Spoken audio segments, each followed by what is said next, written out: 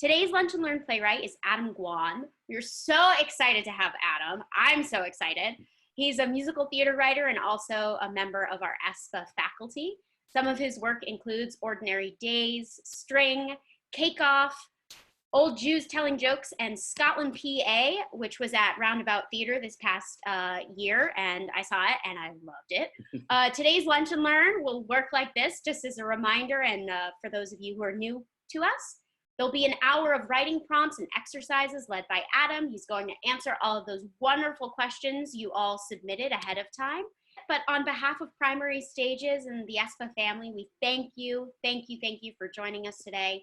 We can't be together in person right now, but we are committed even now more than ever to continuing to create community and to connect, collaborate, and create with you all in these uncertain times.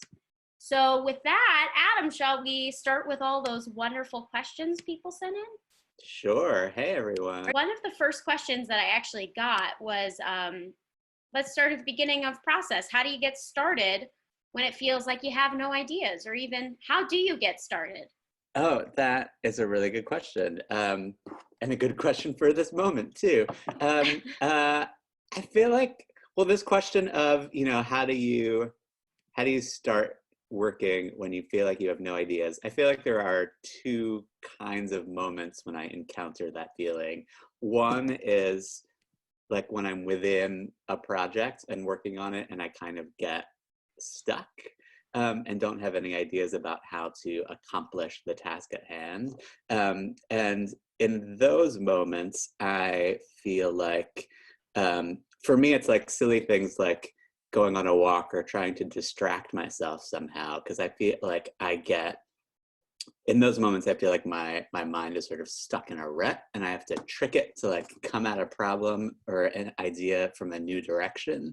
And so a lot of times walking around does that for me, like getting physically engaged somehow just allows my mind to wander and try to come up with a new way to approach something that I'm working on. The slightly more dreadful and existential version of that problem is the starting from a blank page question, which I think is for me, it's the hardest and scariest part of the process. And I think I've had to acknowledge for myself that moment comes around every now and then and is like a normal thing to have happen and is absolutely terrifying. For me, I this is just a personal thing, but I draw a lot of inspiration from literature, and I think as a songwriter, particularly, I love reading literature because in fiction writing and even nonfiction writing, there's the ability to do deep dives into characters' brains. Like that's the thing that's about writing a novel that's so different from writing a piece for the stage, is that you can kind of put the brake on action a lot of the time and just go into a character's head. And as a songwriter, I feel like that is a really rich well to draw from. So oftentimes I have I actually have a special section on my bookshelf of short story collections that I return to often. And if I'm looking for that kind of spark of inspiration just to start something or just to generate something to get my my writing going, a lot of times I'll go back to those books and read a couple short stories and see if like a sentence or a paragraph in one of those stories ignites the idea for a song. So that's sort of my way of dealing with it, although I acknowledge that it's terrifying. And a lot of times, I mean, I feel like I'm sort of going through this in this moment right now, which is giving myself permission to say like these fallow periods are actually part of the creative process, and that there are certainly times when you're generating lots of material and writing all the time and it's just coming out, and then there are also times where you are not. And but that stuff is actually working and happening during those periods too. It just hasn't like sprouted through the soil yet. And it's still, I have to remind myself literally every day that like, it's okay if you're like, you're just watering something underneath the surface of the earth that like you can't see yet. It'll pop up one day. You just got to trust that, you know, the water and the sun and all of that. Yeah, exactly. It's helping it grow. It'll come. So then okay, so you trick yourself or you read for some inspiration. How do you know that, you know, it's time to like be like, okay, I'm done for the day? Oh, that's a good question. I have another way that I trick myself when I'm ending the workday, which is that I always like to stop while I still have something that I know I want to do, like something that I figured out, so that when I wake up the next morning, I like know exactly what I'm going to do to start. Because like I said, I hate that feeling of sitting there not knowing what to do and having to figure out what is next. So I always try to end my day like one step early, so that I know I can when I wake up, I know exactly what I want to do. And hopefully that like just gets the momentum going and I can keep pushing through to the unknown part after that. But that's the way I trick. It's all about deceiving myself, my writing process, apparently. But yeah, that's my trick for ending the day. Always stop knowing that you have something concrete to start with the next morning. I love that. That's a great tip. I'm going to use that. Wow. Oh, that just like blew my mind. Now, as a musical theater writer, can you talk, like, do you use outlines? Do you write the music first, so the lyrics come to you first, or is it a kind of a, you know, as the song comes to you, it's different every time? I would say most of the time with songs, the music and lyrics are coming together. Just because I do them both like in my one brain. And that's just to start with. It's rare that I will write a lyric that doesn't have some kind of melody attached to it in my head, and vice versa. It's rare that I'll sit down and write a piece of music that doesn't have words attached to it. And one or the other of those might change significantly over the process of writing. But in terms of like generating and coming into the world, like they're usually attached in some way. And in terms of the bigger question of, you know, working from an outline on musicals and stuff, a lot of times I'm collaborating with a playwright on a musical project, and so there will be lots of collaboration and discussion and outline writing, just to have some sort of common ground on the bigger picture of the thing that we're building, something we can both kind of come back to and have a roadmap. And that outline will evolve and change as we're working and developing a show.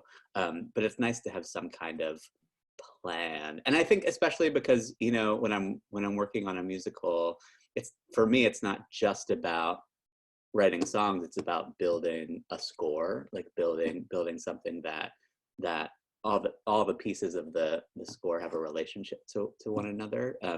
It's just something I think is fun about building musicals, and having that kind of outline or sense of the thing is really useful in terms of figuring out how the score plays into that.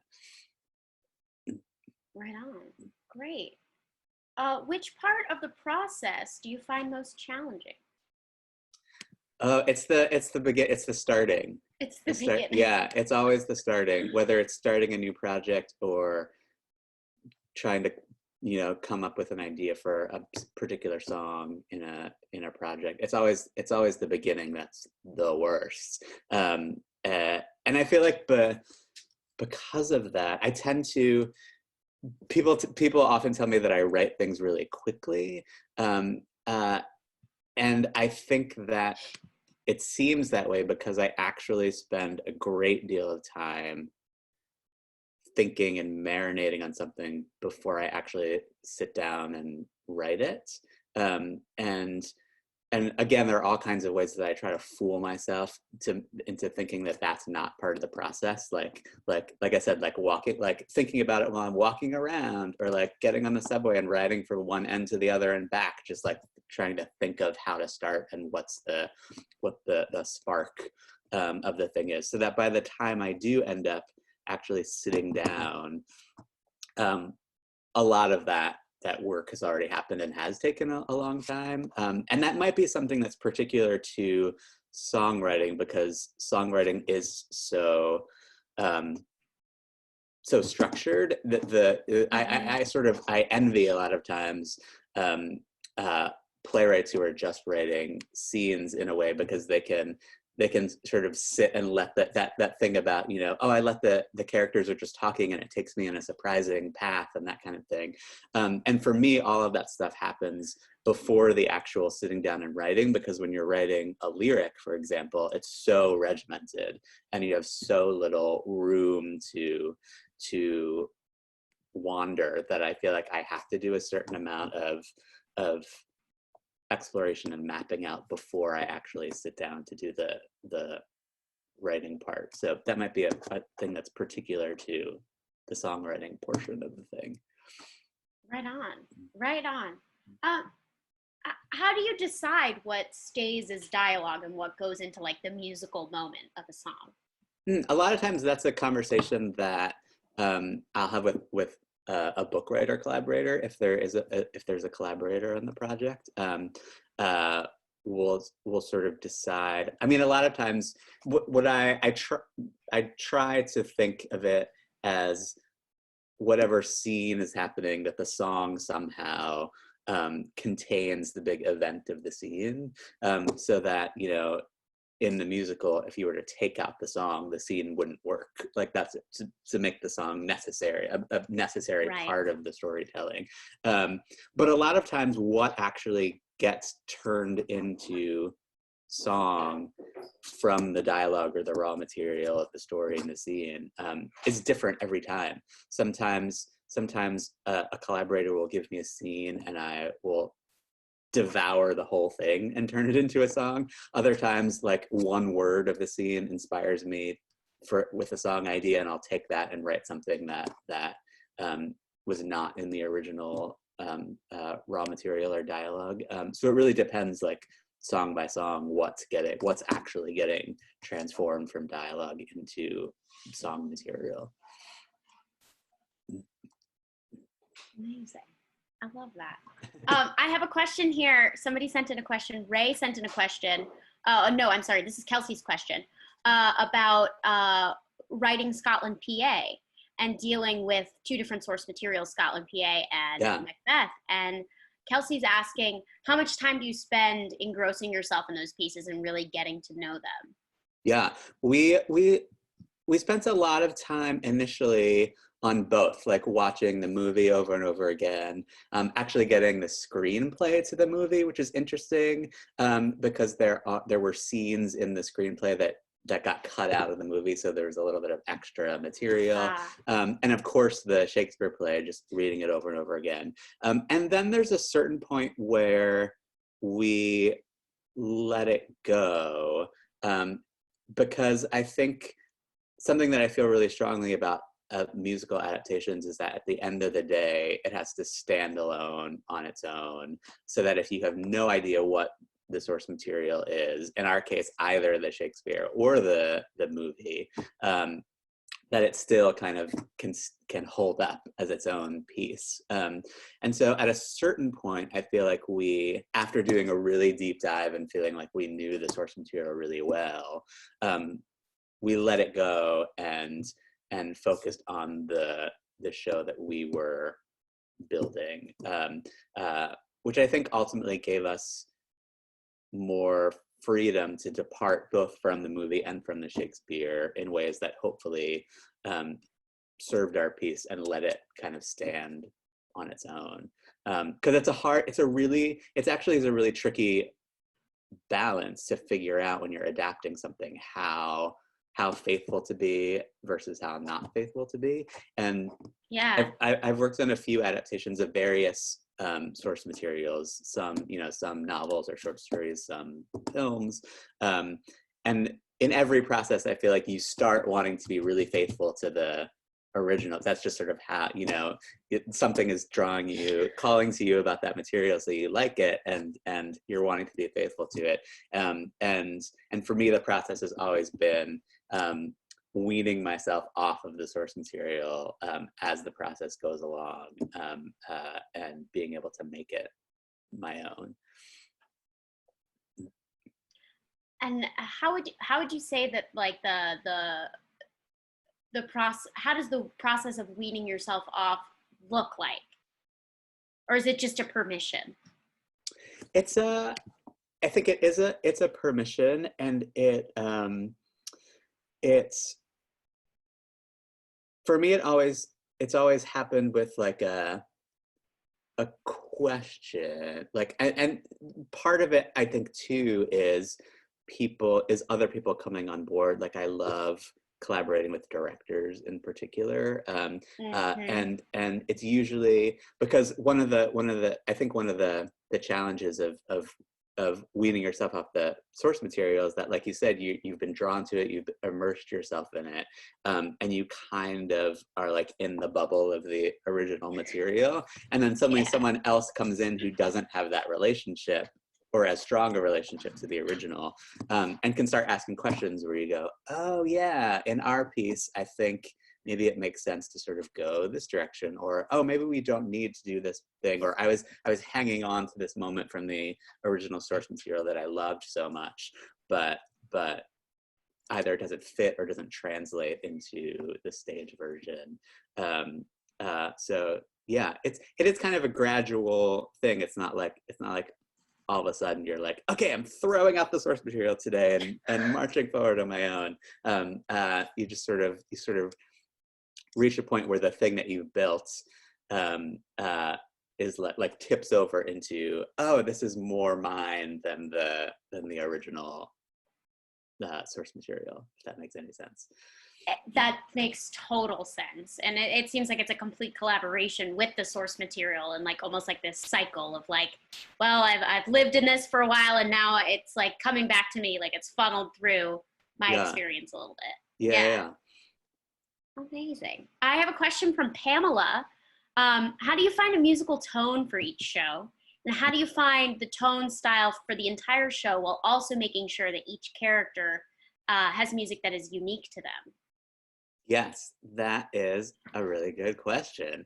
I always find, so when I start writing songs for a project, I don't write in chronological order in terms of like how the story is unfolding. I always take the path of least resistance and feel like, oh, I know what this song is, even though it's like 2/3 of the way through, and I write that.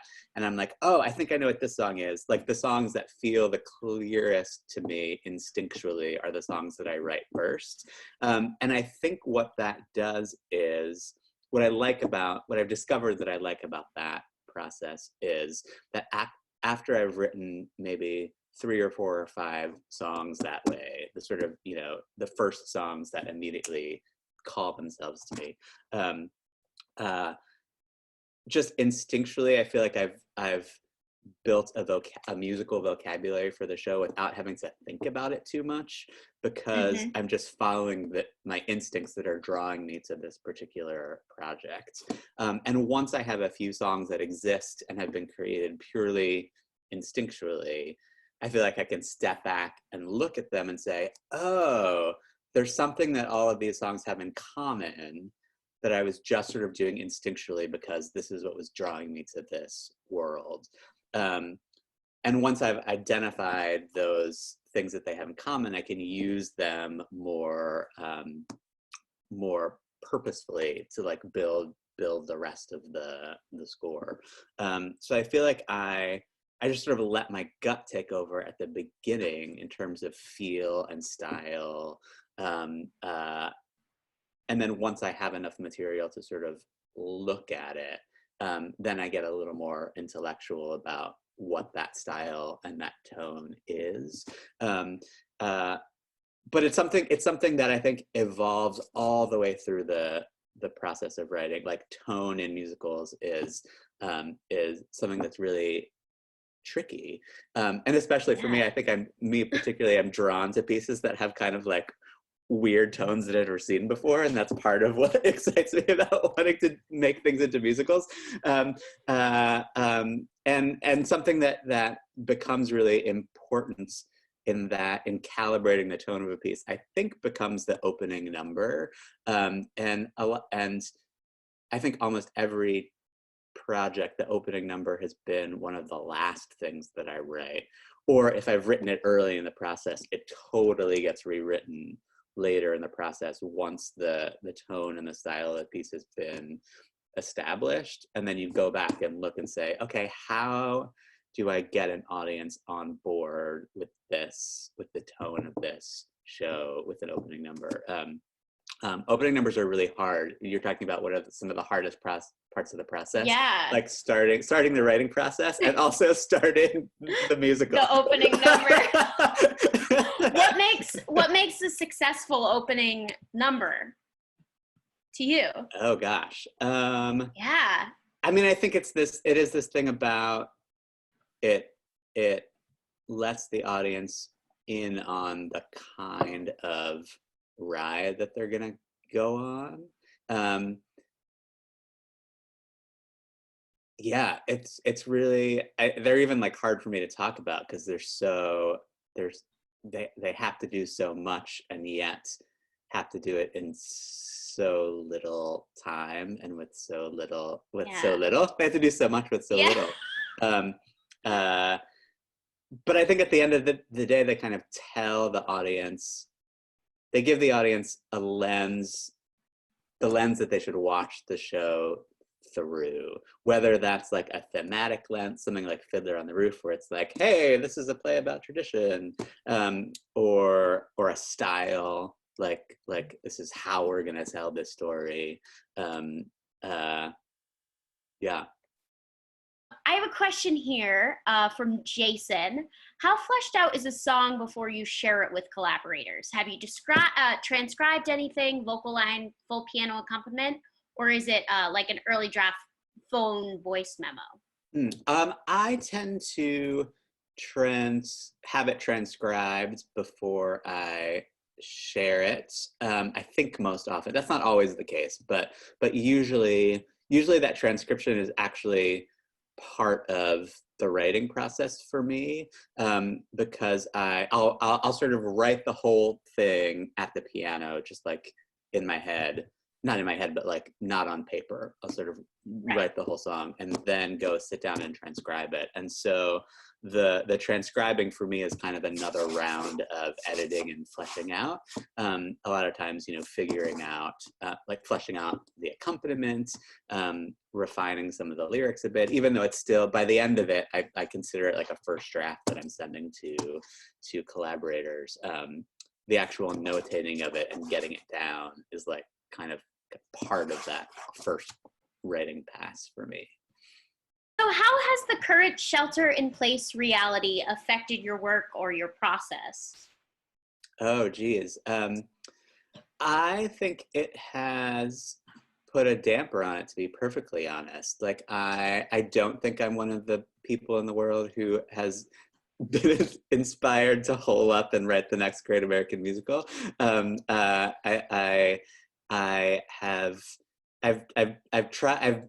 been keeping writing, but it's actually been really difficult. And like I said, I've tried to be patient with myself and be forgiving and water the garden. It's gonna grow. Sort of acknowledge that these are strange times, that it's not actually, it doesn't, I guess what I mean is that, like, it doesn't feel like a writing retreat to me. Like, it doesn't feel to me like a time where I'm not distracted and able to like dive into writing in a way that you think might be possible in a time where you're sort of freed up of certain obligations and places you have to go and people you have to see.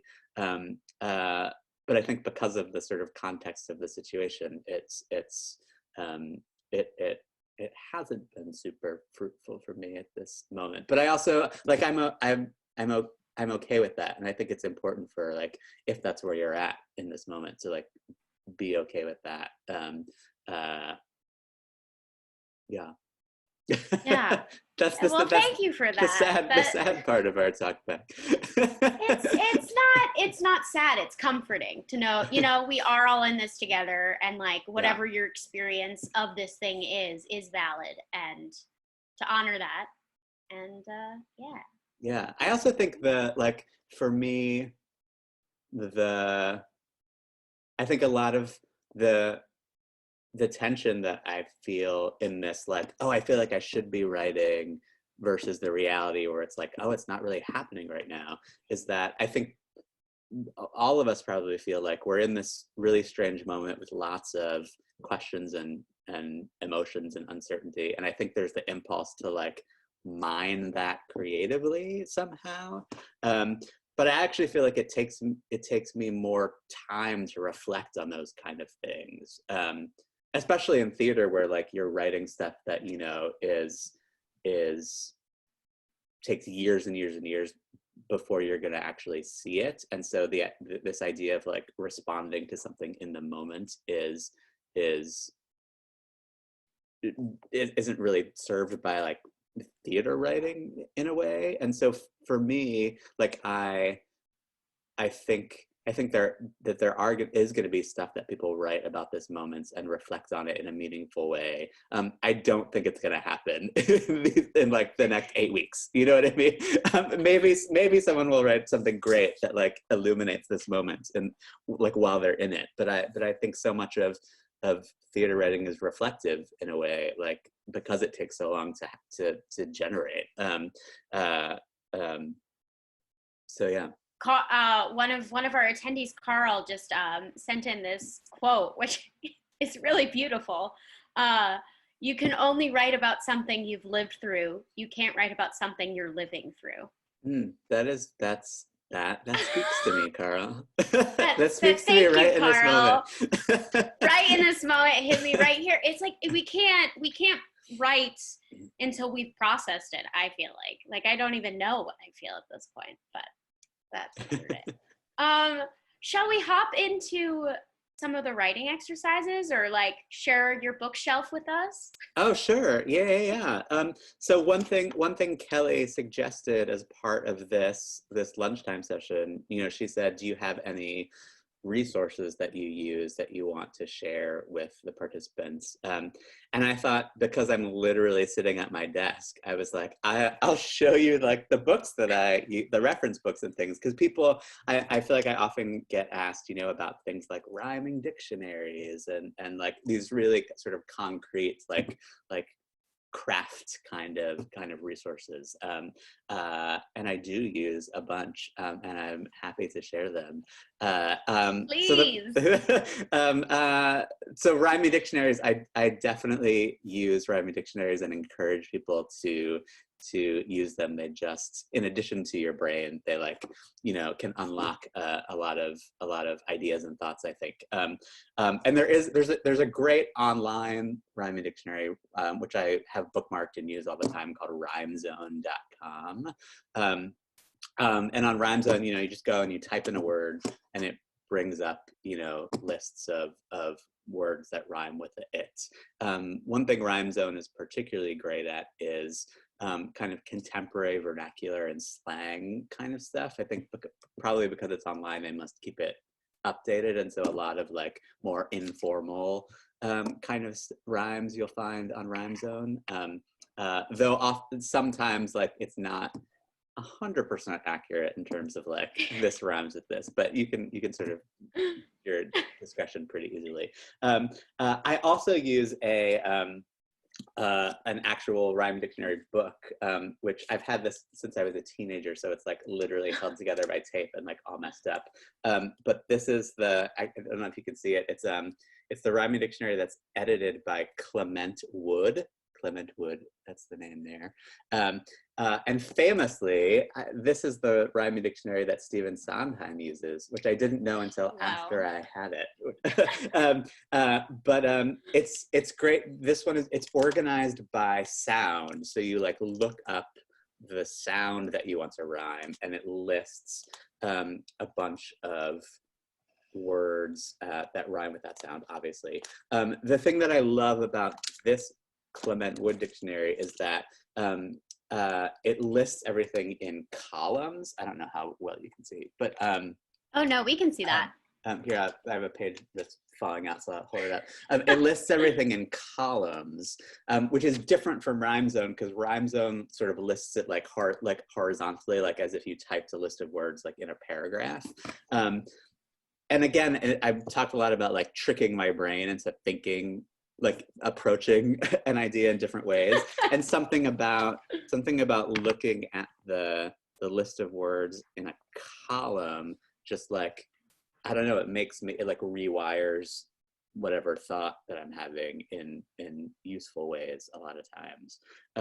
So I use RhymeZone, I use this Clement Wood dictionary a lot. And then I also just use my brain also as another reason, like just literally sitting with a piece of paper and listing out rhymes that I think of in my head. And because there are, like in the rhyming dictionaries, you're not gonna find compound rhymes, which are made up of more than one word. So there's stuff that you can think of that is not going to be in the rhyming dictionaries. So I would say I probably use like an equal combination of all those three resources when I'm looking at rhymes and trying to figure that stuff out. So rhyming dictionaries, yay, Clement Wood. Yay. I also have a big fat old Roche's thesaurus, which I use a lot. And then I also, another online resource that I have bookmarked is thesaurus.com. And they are both great resources for synonyms, which becomes very useful when you are reading lyrics and looking for rhymes and all that kind of stuff. And then I have a third resource that I use, which I feel like not a lot of people know about for some reason, because people are always surprised that it exists when I have it. But this it's a very big book. It's a thesaurus of idioms. So this is it's set up sort of like a dictionary in that it's organized by keyword or image. So you look up a word, for example, like I just opened to the page for hand. And it's a thesaurus, so it lists these different idioms, like be an old hand at something, be close at hand, be hand in glove. And for each idiom, it lists phrases or words that are synonyms for that idiom, which is interesting, but I actually use it in a slightly different way, which is when I'm trying to come up with a lyric hook. A lot of times, if you want like a play on word, or you want some kind of image that's going to have multiple meanings that can evolve over the course of the song, I'll use this book to kind of see what the different meanings of a particular word or image could be, because the thesaurus is organized by image. So for example, I'll turn to another page.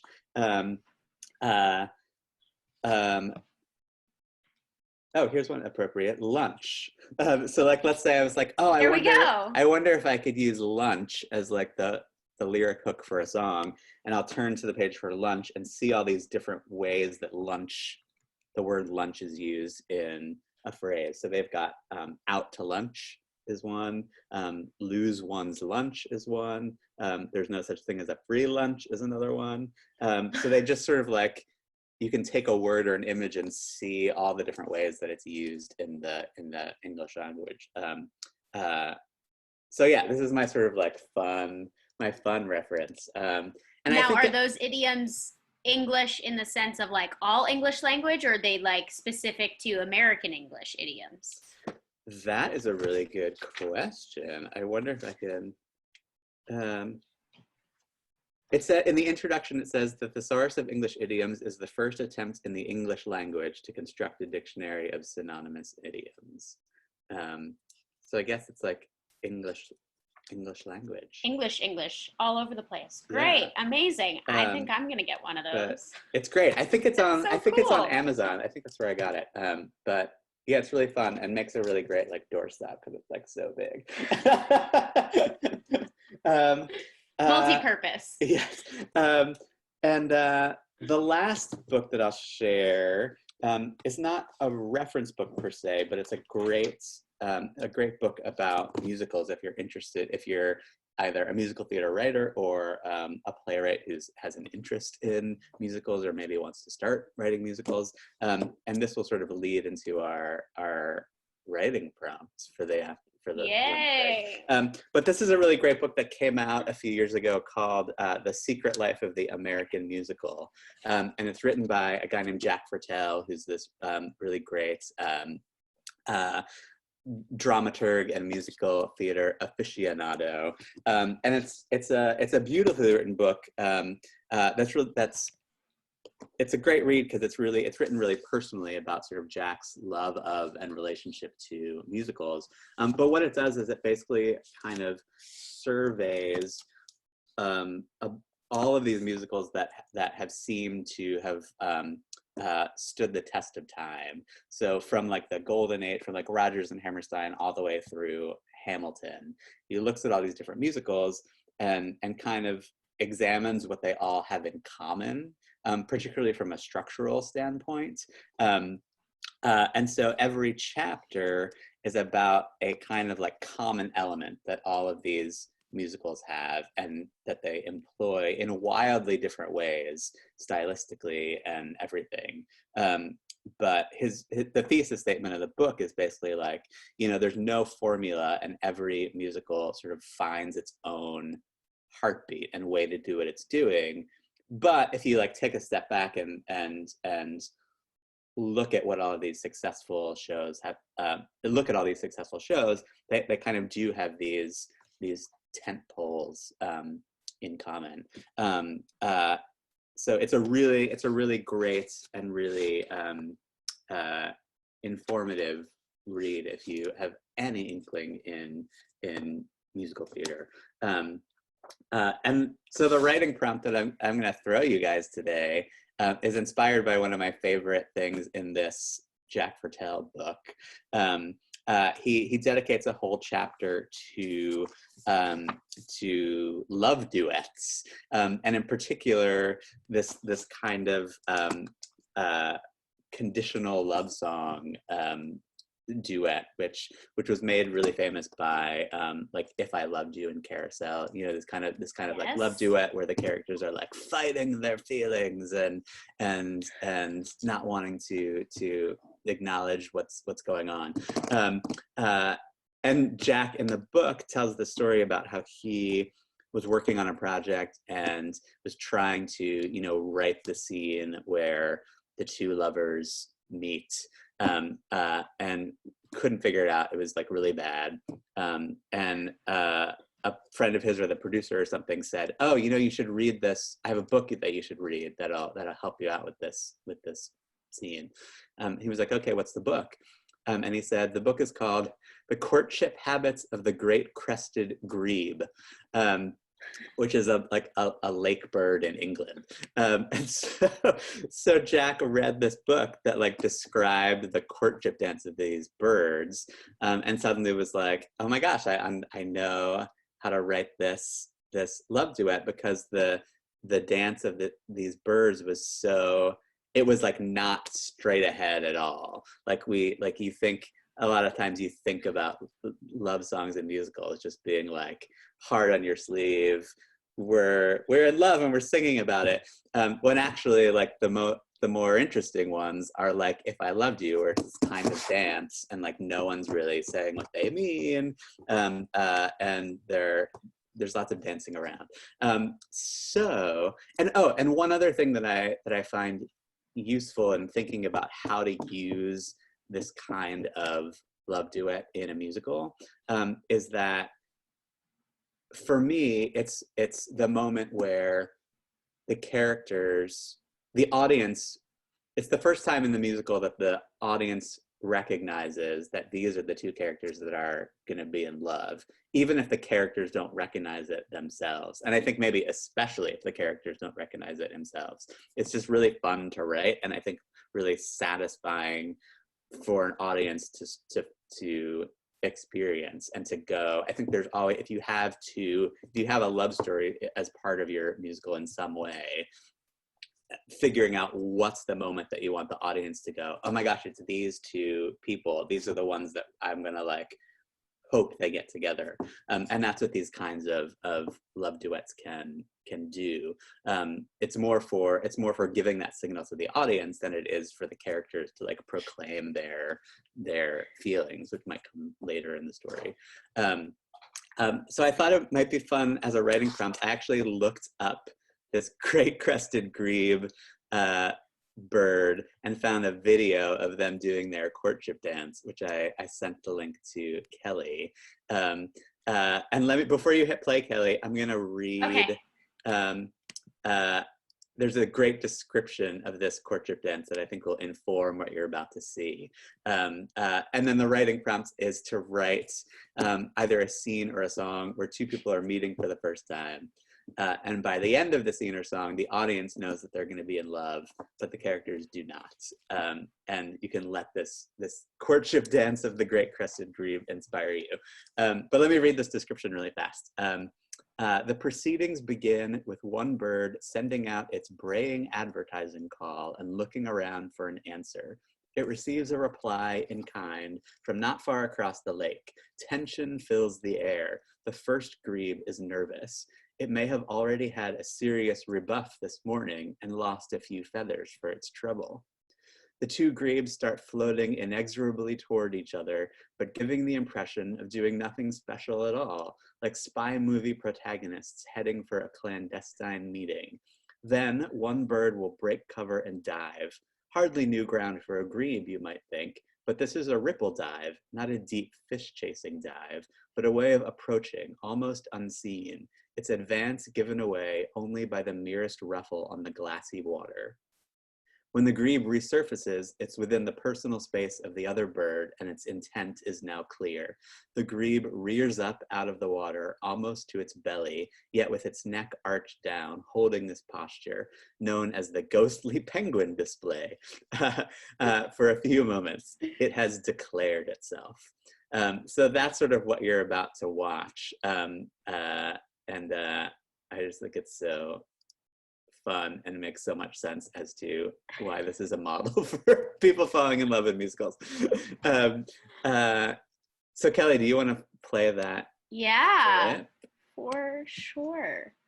Just give me a thumbs up if you can hear it.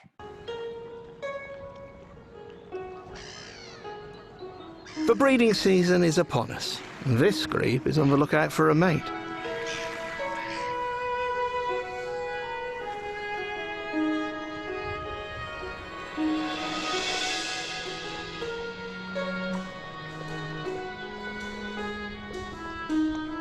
Courtship for a great crested grebe is particularly important. The search for the right partner, for whom they click with, it's imperative. Looks like he's spotted someone.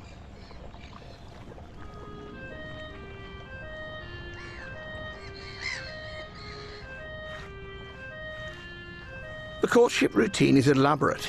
The ability to read the suitor's body language is key. Head shaking is customary and alerts the other to their intentions.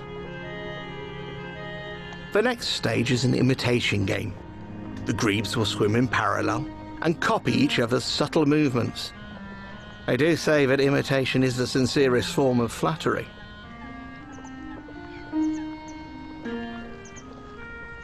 Finally, when all is agreed, to cement their bonds, the grebes will dive down once more, return to the surface, make a beeline for one another and rise out of the water, thrusting themselves up in parallel, striking an elaborate pose. Let's leave these two to it, shall we?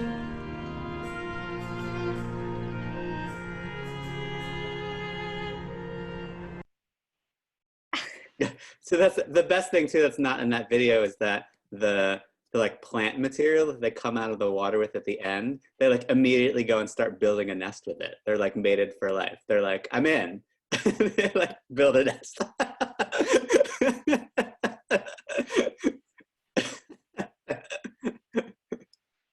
So I was that's, struck by the imitation, like how they imitate one another, because that happens a lot in musical theater songs. yes, yeah. Well, and that's Yeah.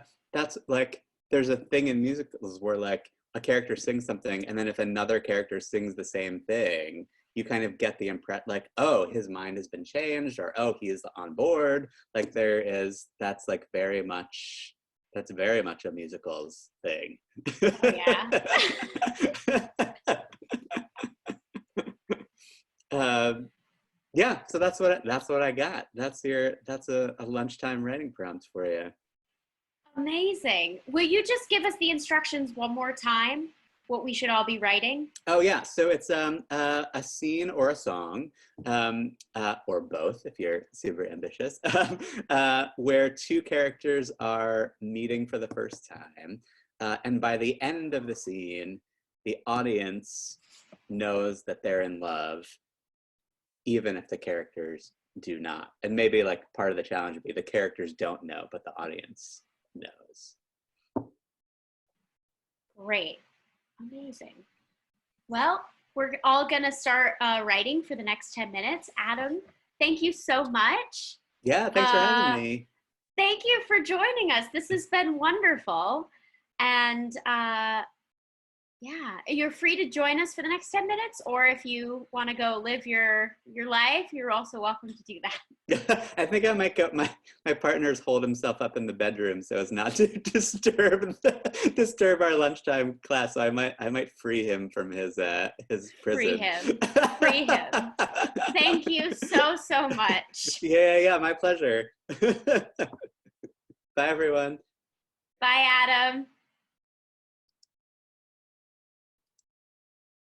All right, everyone, we're going to take 10 minutes. I'm going to put a timer on, and we're going to do Adam's prompt. I'll send you all a little message in just a couple of minutes, but, you know, just right away, meeting for the first time, two people fall in love, and by the end of the scene, they are in love. The audience knows, but they don't. I'm putting myself on mute right away.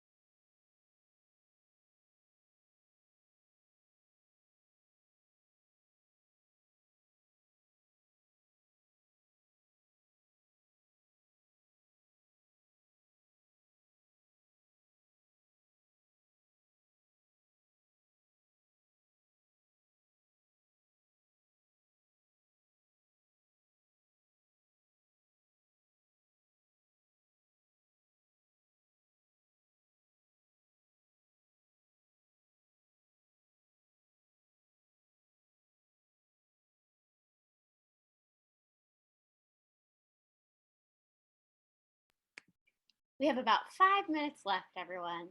5 more minutes, and then we'll break out into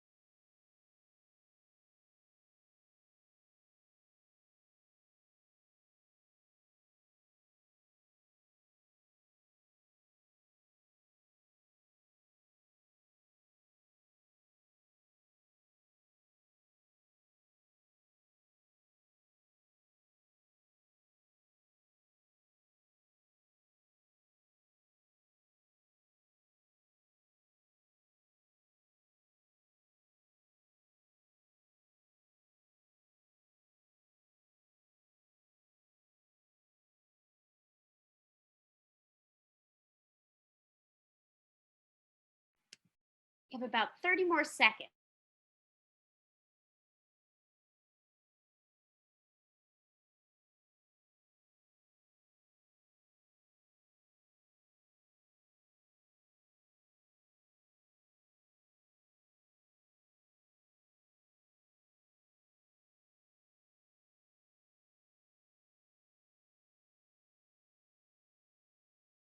we're so grateful that you joined us for lunch today, and we hope you continue to join us for lunch. We have one prompt to send you off into the world with. I'm going to read it. I will be sending you an email with the prompt, as well as some quotes to augment that prompt. So don't worry about writing this down or memorizing this. You'll get it all in written form this afternoon when I email you all. So the prompt to take into your weekend and maybe some of next week is this. Another type of song in a musical is the I want song. This is when a character discovers and declares what they are searching for based on an element of or dissatisfaction in their current life. Your next prompt is to take one of the characters from your love duet, take a deeper dive into their lives. Think about their character profile and create an I want song or monologue that explores and may also discover their personal desire, and how this interaction from the love duet hinders or spurs on this desire. This does not have to be about their impending love. We encourage you to think about the existence of this new person in your character's life and how that impacts any part of it. Thank you all for joining us again. Be sure you follow us on Instagram and Twitter. We're at Primary Stages. We're also at Espagrams. Join our Facebook group, Primary Plus, and also like our page on Facebook, Primary Stages. We so appreciate you spending your time with us and sharing your writing with us. And we hope to see you again soon. Thank you all.